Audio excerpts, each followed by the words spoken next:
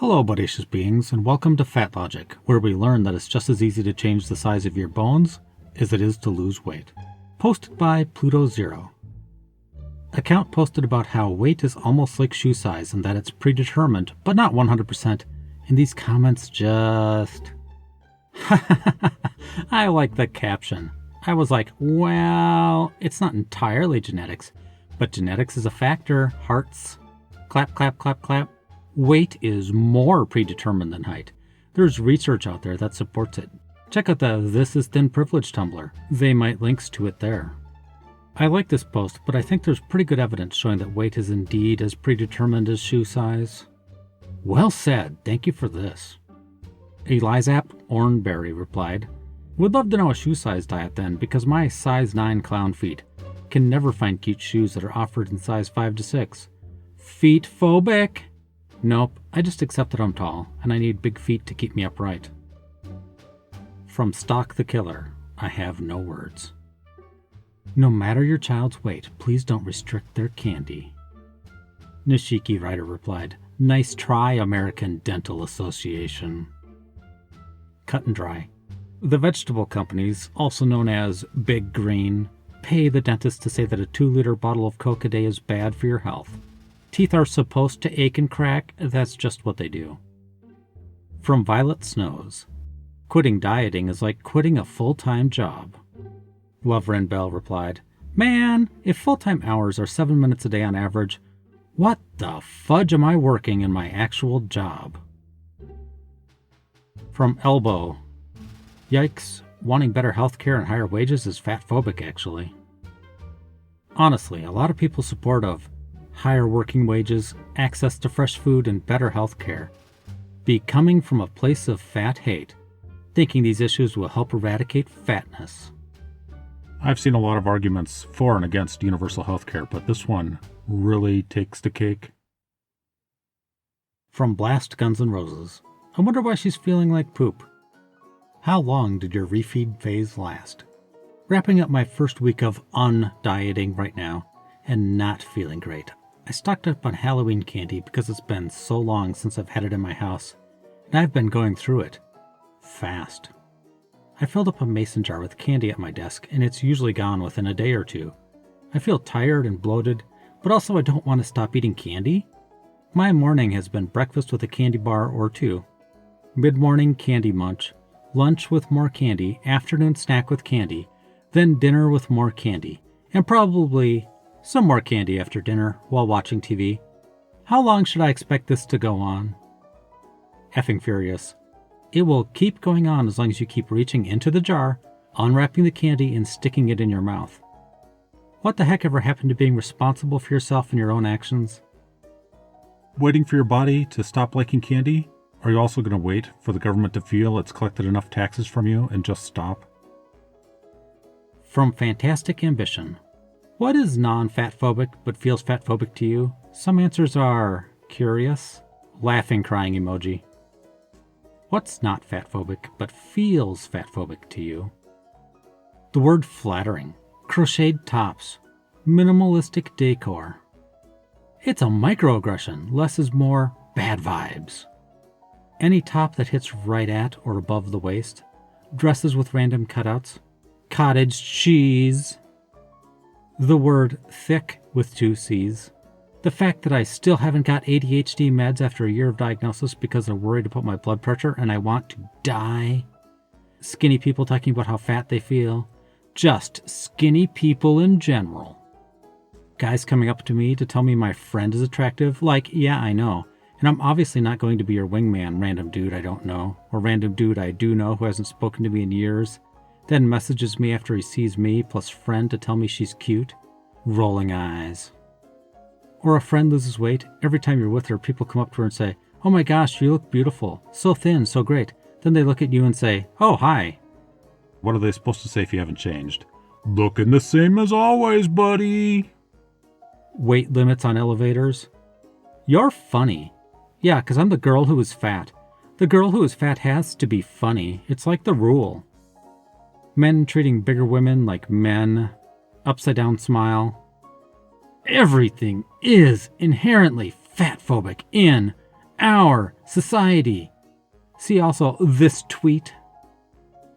I would say something silly about all that, but it's already so ridiculous that there's nothing I could possibly add. From Blast Guns N' Roses. This is about the person who ate a dozen donuts in the last episode in a single sitting and a gallon of milk and went back for more food. Now they eat revenge cake. Revenge ate that piece of cake. You know how it goes. There's the office birthday party and the skinny clique takes a teeny tiny slice of cake, all the while bemoaning how it's going straight to their thighs. Are they trying to say a whole group of people takes one tiny slice of cake and share it amongst themselves? Apocryphal. They're the same ones who are picking at salads every day while side-eyeing my bagels with full-fat cream cheese. So it's time to cut the fudging cake and, ooh, give me half a slice, and then they daintily scrape off most of the frosting and nibble on it. Believe it or not, some people don't like frosting. Fudge that. I took 2 slices and went back for thirds when I got yet another judgmental look. Eyes on your own plate, B. Dusty Buttocks replied. Eyes on your own plate, as opposed to what you're doing. From Vine and Vale. So people with celiac disease and food allergies are in forced starvation and survival mode.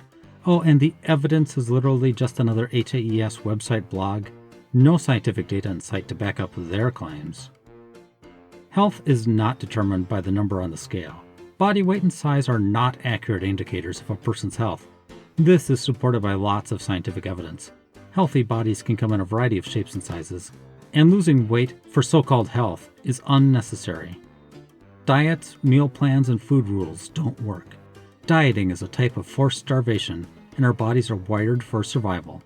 When you start to restrict certain types and amounts of foods, your body switches into survival mode, which can mean uncontrollable cravings, overeating, binges, Wearing a loincloth, carrying a spear, hiding in caves, killing bison. Cerise Angel. I've been a vegetarian and thus excluding types of food for 8 years. I can't believe I've been starving in survival mode for almost a decade. Strange how I'm still slap bang in the middle of the healthy weight range for my weight. Lol. Cut and dry. Restricting my daily hard liquor intake has put me in survival mode, and the constant headaches I no longer get is just my body telling me I need to drink more. Same with how my body stopped giving me stomach aches when I cut out dairy. The stomach aches were actually my body affirming how much it loved me. Polymorphic. The horrible but painful oozing eczema my hands broke out in when I ate dairy products was just my body's natural gratitude mechanism. And I was being both fat-phobic and eczema-phobic for not embracing it. From a wild artist. Intuitive eating is a fad diet, except you won't lose weight on it. Help! I feel worse on intuitive eating. I've been eating intuitively since September. I no longer restrict foods, and I haven't weighed myself in months. I feel much more freedom when it comes to food, and I've been enjoying many things that I wouldn't let myself do before. I had Halloween candy in the house for weeks now. Normally, it'd be gone in a night. It's not because I'm restricting, but because I don't have that incessant "you need to eat all of it because you'll never have this chance again" thought. On the flip side of that, my weight has increased, and I've recently been diagnosed with PCOS. I was previously considered obese at 5'3" and over 200 pounds. For the people who don't live in America, let me convert the numbers for you. 5'3", 200 pounds, that makes definitely obese. Now I'm noticing my clothes don't fit anymore, and I've gained even more weight since starting intuitive eating. I'm uncomfortable in my clothes, leaving the house, seeing other people, etc. I'm exhausted most days and rarely have the energy to walk my dog anymore. I think this is because I genuinely eat whatever I want, whenever I want. Is this wrong? I feel like chips for breakfast. I have them. Popcorn for dinner. Chocolate for lunch, etc. I also suffer from major depressive episodes, and have been in one for the past month or so. When I'm depressed, I'm even less motivated to eat nutritious foods or well-rounded meals. I don't ever feel like eating healthy. Lately, I just starve due to my lack of motivation, then eventually feel so nauseous I have to sleep. Basically, I like the food freedom, but I hate how my body feels. My depression compounds my lack of desire to eat healthy, and I feel like garbage most days. Has anyone else gone through this? Should I be forcing myself to incorporate gentle nutrition even though my body doesn't want it? I'm at such a loss. Sad face. Motive force. Wait. Let me get this straight. I'm not really clear on something here. Something is a little off. Are you telling me that eating what you want, when you want, according to any vague whim you have to stuff your pie hole, will make you gain weight? I simply don't understand how this can be true. It flies in the face of all established logic that I've read online on Twitter, Instagram, Tumblr, etc. In fact, it buggers my entire worldview. I find it incomprehensible. The balderdashery is off the charts on these claims. I've seen many studies, waves hands, that prove irrefutably that eating what you want, whenever you want, will actually make you feel amazing, lead to healthy outcomes 102.5% of the time. From your Azure goddess. But what if it's true? My insurance's so-called "this is why you need to stop being obese" propaganda actually includes the line, "Nearly 1 billion additional gallons of gasoline are purchased each year due to extra weight in automobiles transporting obese and overweight Americans." I never heard fat people blamed for our excessive energy consumption. A+ for creativity. I'm almost impressed.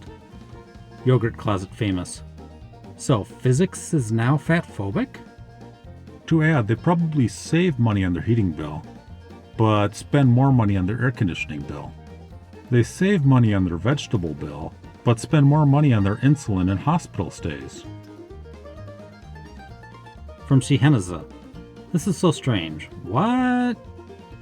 How do you learn to live with a bulging stomach? I'm trying, but everything I find tells me that a big stomach is bad. I'm a woman. Fellow people on Instagram with big tummies and appreciate their beauty. Hug your tummy and squeeze your fat, soft, squishy, like a baby. Play a drum solo on your belly. Find a friend with a big tummy and take turns blowing raspberries on each other's tummies. Loudest wins. Find a cat and let them knead your tummy. Do a sexy belly dance. Realize that beauty ideals are means of social control. Scream "fudge you" at the top of the lungs. Burn your Barbie dolls. March in the streets. You know, the usual. Big Bad Throwaway today replied, "I swear, in the name of all that is holy, that I would commit seppuku if a friend ever asked me to blow raspberries on each other's tummies. I mean, with an intimate partner or a young child, sure, fun, playful. With that girl I sometimes brunch with? Yeah." From Throwaway account. This is honestly really sad. OP is living with chronic pain and can't accept that their weight is adding to it. I have no doubt their underlying disorder also causes chronic pain, but being overweight will also undeniably add to that. The next doctor told me that losing weight would help because my body's apparently just so massive, it's putting strain on my joints. And when I told her I was in too much pain to cook healthy foods for myself or exercise, she told me to eat quinoa bowls. Huh? It didn't matter that there was literally no proof of this happening. No proof of her eating quinoa bowls? When discussing the possibility of being on disability with a caseworker, she told me Social Security wouldn't take me seriously at my weight and my age, and that I needed to lose a certain amount of weight before trying to apply. Man, I hate it when knowledgeable people give me good advice. Really makes me mad. I think I'm going to go to Twitter and tweet something angry. It seems like everywhere I go, doors close and I lose the opportunity for an actually healthy life because of my weight. Never mind the fact that my health is otherwise perfect, other than painful hypermobility and dysautonomia and everything that comes with it, lol. Nothing can be done to help me because I am just too fat. By the time I learned to advocate for myself, my chronic pain had worsened considerably and I am now essentially bedbound. Kangaroo. How do they see the opportunity of an actually healthy life? They go on disability with a caseworker and then what? All the pain goes away? From Stock the Killer. Please ignore my terrible cropping. Silver is the doctor. If your first presentation slide is on childhood obesity, I'm out. Like, I'm not playing nice anymore. Can you expand on this a bit more? It's fairly common for people to put prevalence data on their first slide. Putting the inherent problem with the way obesity is classified aside for a moment, having your first slide's first bullet say, childhood obesity continues to be a problem, and using a medicalized problem frame to discuss fat kids is absolutely messed up. Yes, I think obesity studies should absolutely be eradicated. Obesity, as a condition, category, and illness, is not real. It's predicated on a faulty classification system, and cultural, social, and political fatphobia and anti-blackness. I think obesity studies is a waste of funding and brainpower. The data also prove that weight loss is not sustainable, realistically attainable, or maintainable. And that is generally what the field of obesity studies is working toward: population-level weight loss. If public health truly cared about health in any real sense, it would take the ridiculous amount of money it funnels into scientific failures like obesity interventions and use it for mutual aid and stigma eradication. Thanks for sharing your perspective. How would you recommend that people start off talks on this topic? Discussions of the complex and multifactorial factors that lead to the development of obesity? I would start with picking a new topic that doesn't rely on the medicalization on human diversity and the stigmatization of fat bodies. So your suggestion is to eradicate the entire field studying the development and treatment of obesity? I recognize there are many who are not interested in seeking weight loss, and as a provider, I would always respect that and encourage patient-centered care. Glorificus replied, when will these people understand that not all obese people want to be obese? Eradicating an entire field of medicine because a handful of unqualified people disagree with it is like saying, let's chuck all cancer research and treatment in the bin, as I personally like the curviness of my tumors. From Ducky, obesity comes before overeating. Obesity is caused by the hormonal issues partitioning the food we eat into fat cells over the muscle cells. This leads to overeating as it makes you hungry. Not in everyone, of course, but often the obesity comes before the overeating. For example, let's say you eat 2,000 calories a day. If your body naturally burns 2,000 calories, no problem. However, if your body sends 200 calories of that into fat cells, you either go hungry, lose muscle mass as it gets burned for energy, reduce energy output, say by being cold or not repairing cells as well, or eat more. The last point is the most usual, and what confuses people, as they then blame them for eating the extra 200 calories instead of the hormone issues that cause the energy not to go to the muscles in the first place. This is comparable in some ways of growth. You don't eat as a child, then get bigger. Your cells replicate first, you get bigger, then you demand more energy. If it's not met, you stop growing. It's brie time, baby. This whole sub is like a brainstorming session for causes of obesity, but wrong answers only. It's very entertaining, but it's kind of hard to believe people actually think this way. From MX Unicorn. Everyone probably has normal obese BMI despite not eating. How much research is there to the idea that Americans are overeating? I'm a 24-year-old woman, and the vast majority of my friends are undereating. I don't know anyone who eats 3 meals a day. I definitely don't know anyone who cooks 3 meals a day. We're all working too much and don't have time.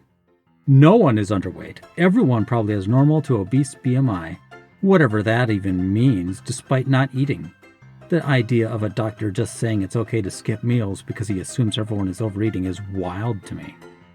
Someone replied, the USDA keeps tabs on food consumption. It's part of their data research to help farmers. Also, you can overeat regardless of how many or few actual meals you have. Snacking is a thing. I know people snack. It remains true that almost everyone I know my age is not eating enough. I didn't realize I needed to word things so technically. MX Unicorn replied, apparently not having time to home cook 3 full meals a day has a bigger effect on your weight than what you actually do end up eating and snacking on. Why do people convince themselves that only meals count as eating anyway? Nice replied, it's weird how that works. My fiance's sister is 360 pounds. In metric units, that's a lot. And was working with a doctor on getting gastric bypass surgery, and the doctor told her to make sure to eat 3 meals a day. My fiance's sister said she only eats 1 meal a day and isn't going to be successful because she just can't eat 3 meals a day, which is crazy, because she definitely eats 3 meals a day plus a buttload of snacks. But they aren't meals if she just grabs a few burgers and fries from the drive-thru on the way to or from work, and the only meal she ate was when she got home and they ordered pizzas and wings for dinner. It's weird how someone can be so delusional and ignorant like that, but it seems like a lot of people are. Like if you're a candidate for weight loss surgery and meet with a doctor about it, how in the world would your takeaway from the first appointment be, I need to eat more to succeed? It's crazy to me. Keta, a few burgers and fries don't count as a meal. Wow. Nice added, lol, I've heard her say, but I only had 2 McDoubles and a large fry, as if that's not much food.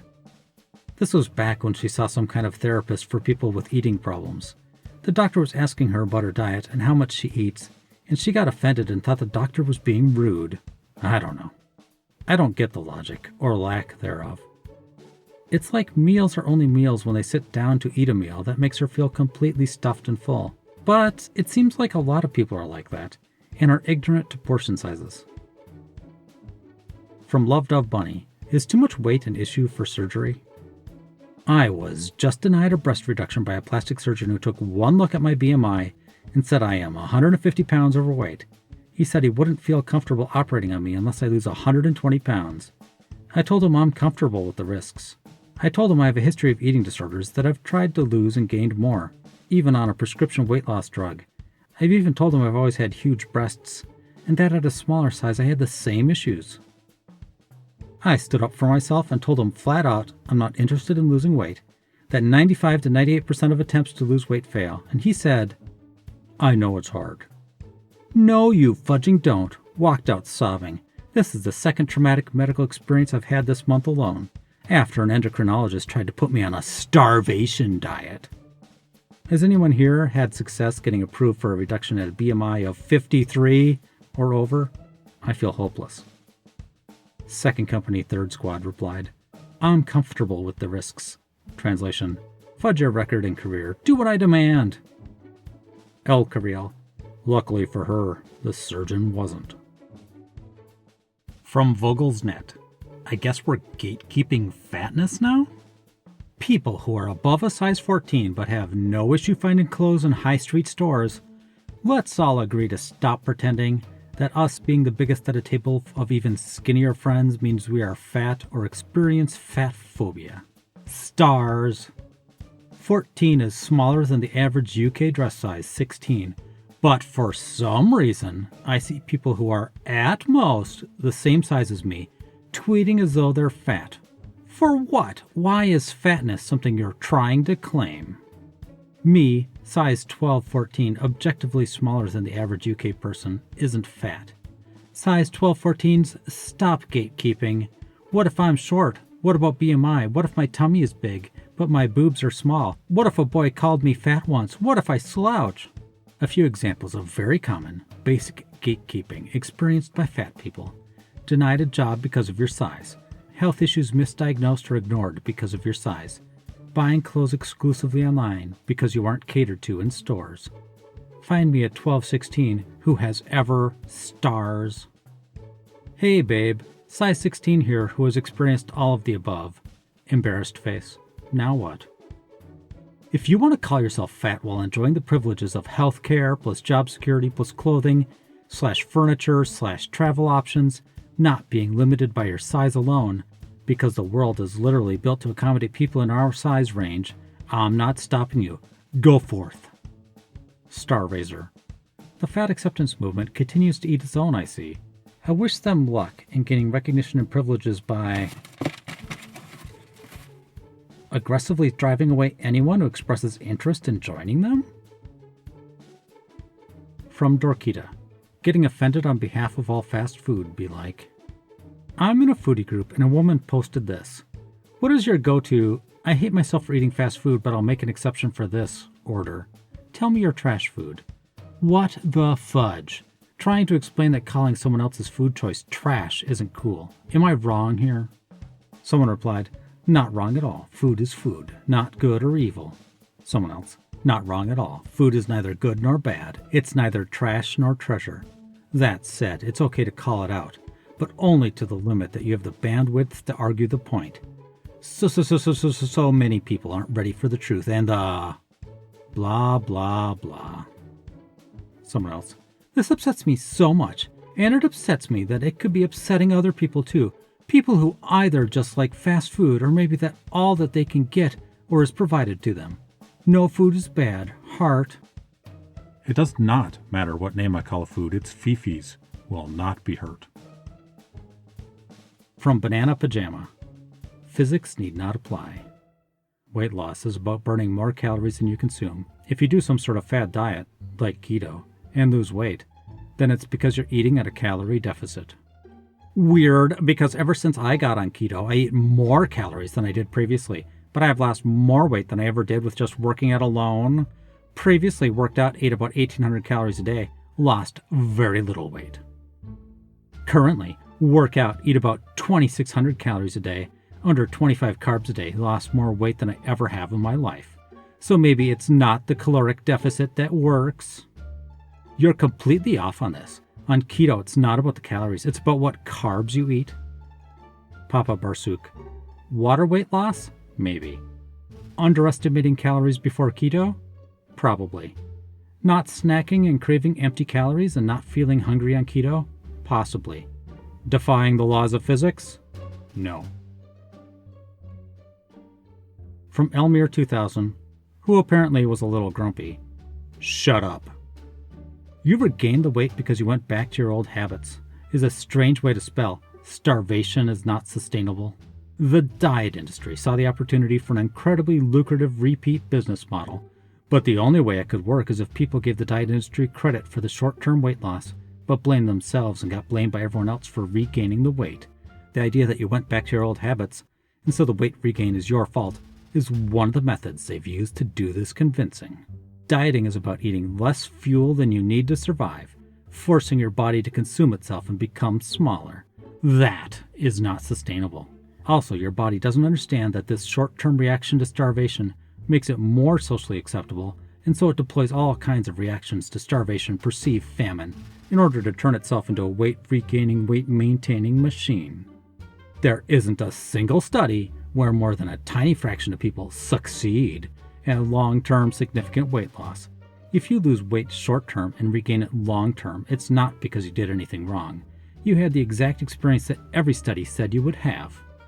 Starvation is not sustainable. The Minnesota starvation study was far less strict than many modern diets. And in 6 months, participants had developed symptoms of disordered eating, constant fatigue, and, at worst, psychotic behavior. Diets don't work. They never have. The diet industry is profiting massively. Seriously, they grew from $20 billion in 2012 to $72 billion in 2018, with a product that they are legally required to disclaim every single time they advertise it, off the lies and fat phobia that they perpetrated. We don't have to participate in that. We can leave diet culture behind. Big bad throwaway today. There is so much misinformation here. She's outdone herself. I'm actually sort of impressed. First of all, there's a solution to the diet industry. Don't buy supplements or pills or programs. Take walks and eat less. No one profits off that. Secondly, the fudging Minnesota starvation experiment? Less restrictive than diets? Sure. The subject's caloric intake was cut in half to mimic actual famine, and, in addition, they were required to do physical work and walk 22 miles a week. I don't know about you, but I've never known a dieter who was doing things like cutting off fingers with an axe as an act of self-mutilation during refeeding. Lastly, no, making your body consume its fat stores isn't sustainable forever, because there comes a point where you have far less fat mass. What does she think? That diets mean you keep cutting and cutting and that's what you're supposed to maintain? The constant loss? I should not be shocked that a well-known charlatan put together such a misinformed, misleading, and frankly, stupid post. But here we are. Exciting Wings replied, "Take walks and eat less. No one profits off that." Just what Big Shoe wants you to think. You think you are taking innocent little walks when boom, your shoes wear down now at twice the previous rate. Before you know it, you'll be wanting to enjoy your newfound vigor and purchase cross trainers so you can play basketball with your kids. Maybe you even turn that walking into running, and now you are really running up the shoe bill.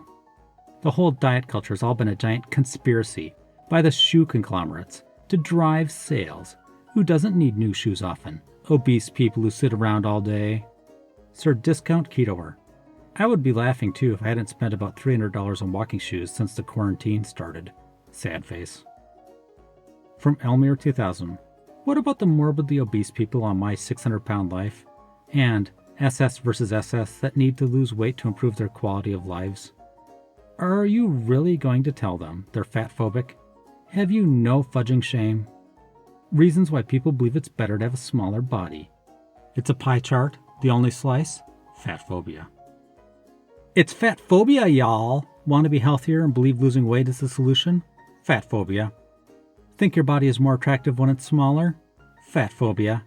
Want to improve your fitness and think you need to be thinner? Fat phobia. Only attracted to people with smaller bodies? Fat phobia.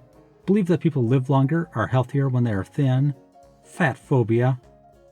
Think the world should only accommodate smaller bodies? Fat phobia. There is no reason that believing human bodies that are smaller are better that is not based on fat phobia. Fat phobia is deeply intertwined with other oppressive systems. Examine your own biases. We all have them. Strange seeing someone recommend self-reflection when they've done no self-reflection of their own. Nishiki Rider replied, most fat advocates consider themselves to be progressive and anti-capitalist. Why do they advocate giving hundreds of dollars a month to multinational corporations like Coca-Cola and McDonald's?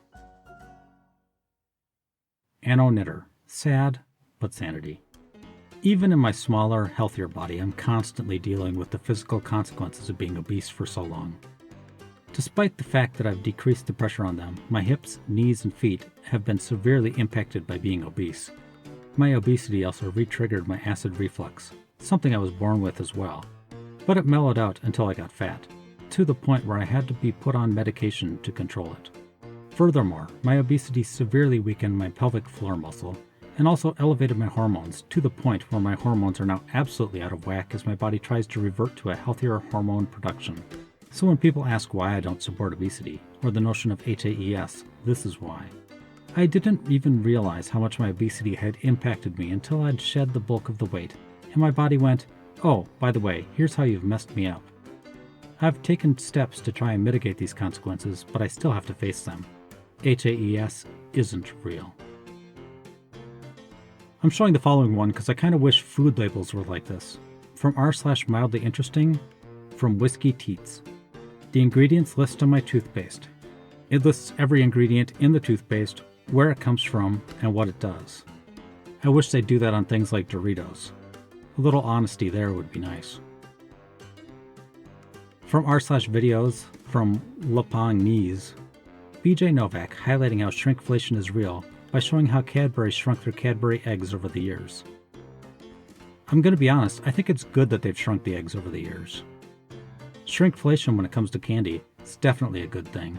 Nobody needs a 500-calorie chocolate snack. Bringing those things down to 200 or 100 calories is a good move. Especially for Cadbury eggs where you can't even share them.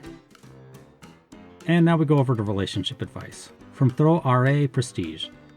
My boyfriend is paranoid about gaining weight to the point where I'm concerned about his well-being. During quarantine, he lost his grandma and niece and is emotionally not in the best place. While most people have complained about gaining weight during quarantine, he has dropped at least 35 pounds since being at home. Every time I go to see him, he never wants to eat and says that he has to watch his weight. For reference, he's not a super skinny guy, but not obese either. When we got together, he was 195 pounds and he's only 5'9". Now, if I had to guess, he's got to be 160 to 165 pounds, and he's gone from an extra large shirt to a large. Oh no! I try to get him to eat, but he just eats once a day and won't budge on even an occasional snack or anything.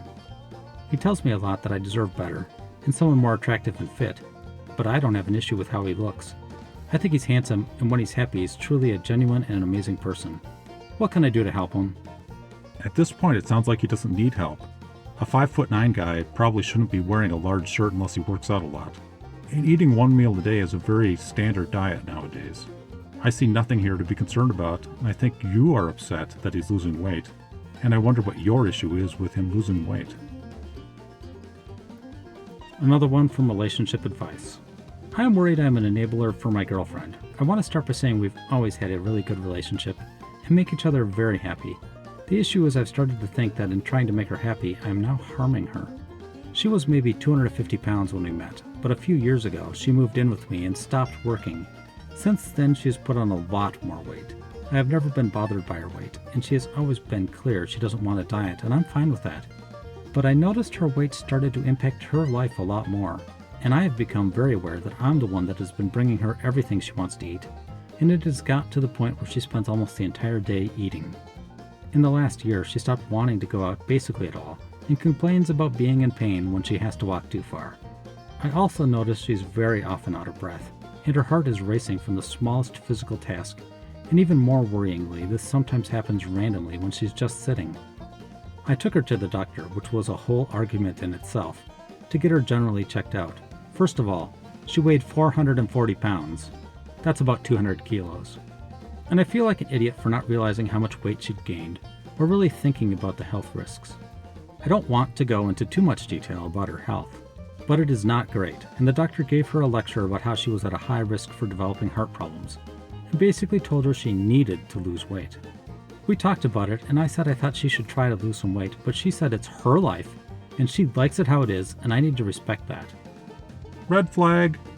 I didn't really know what to do, so things basically stayed as they were. 2 months have passed, and she's gained another 10 pounds. That's about 4 kilos. And I'm now really worried that if I respect her wishes, I'm basically going to end up killing her, but I have no idea what else to do. I'm sorry, but you're gonna have to woman up and stop killing her. Stop bringing her the food that she demands if the food is bad for her. There's no two ways about it. From Jen's Light again over in fatlogic. In response to a hashtag about the president being compared to an obese turtle. Stop fat-shaming turtles. Just to be clear here, I don't think it's okay to call people names, even if they are the president of the United States. One person wrote, "People are literally fudging trying to say that turtles can be obese in that fudging hashtag?" John with an replied, "I mean, turtles can be obese though. Unsurprisingly, it's bad for them." Opaline Illyria, "My turtle is obese. I got a real talking to about it at the vet's office because I didn't realize it. She literally doesn't fit in her shell. The fat of her arms and legs pokes out. Anyway, I'm off to find a veterinarian that can educate us on HAES so my turtle can shake off all that fat shaming." Alright, I'll admit it. I just included that as a segue into Dechonkers. Our first dechonker comes from Aornis haes. It's a black and brown kitten wearing little pink foot paws and a little pink hat. Dechonked and still rocking accessories. Another picture of the same cat from the same person. The body results of a dechonked kitty. Loose skin that makes for an adorably petable folds. Now I'm curious, do cats get folds when they lose a lot of weight? Or is this just something special about this breed of cat? From Napga. Our girl has been on a diet since June. Looked at her this morning and I realized she's definitely lost a noticeable amount of weight. Her fur is softer and she seems overall happier. This is an orange cat with orange stripes and also a white beard. From Lowland Rebel. It's a dog of some kind rolling around on the grass. Happy to see the results of my work with him. From Hum Nasheen. It's a cat that's black and brown, very fluffy. My cat is Chonker. Her favorite exercise is chasing reflected light. From Dukin. New cat owner here. I decided to rescue an 18-pound Chonker that had difficulty getting adopted. They had to shave her back because she couldn't reach to groom it. Any advice would be greatly appreciated. The cat is light gray with black stripes, and because of the way they shaved his back and the way the hair's growing in, he kind of looks like a fuzzy ashtray. From Cole Rex. Prince needs to lose half a pound, but he steals food from everyone. The cat's wearing a little tiny vest, and he kind of looks like a character from Frasier. From the Lobotomizer. My chunky boy doesn't want to lose weight. He's not interested in toys. How can we increase his activity level? It's a gray cat with black stripes, and he looks like he's about to pounce upon the camera, so maybe that's her solution? From Dakarabia Star. Oscar 22 pounds to 17. Still some to go, but proud. He's a cute little gray cat. From Not Stephanie. Dechunking my 16-pound baby with another cat who cannot lose weight. Advice? It's hard to tell if this is a cat or just a giant fuzzy pillow. From Potato Monty Mole. Is he a chonk? Everyone tells me he is, but I do not see it. It's an orange cat with a white belly. It's hard to tell he's chonkers because he's so fuzzy. A vet, though, would definitely know. From LA Baby Girl. Everyone stop and look at Loli's progress. I'm so proud of her. This is a white cat. It looks like he's wearing a little gray hat and gray leggings. In the beginning, he's a little bit chonky, and now he looks as skinny as a cat can possibly get. From Tawny. This might not seem much, but Larry is becoming flexible enough to groom himself. He relies on us to wipe him after the litter box and other grooming tasks that he couldn't do. But look at him, he's almost to the promised land. You know what? When he gets to the promised land, please don't post a picture of it.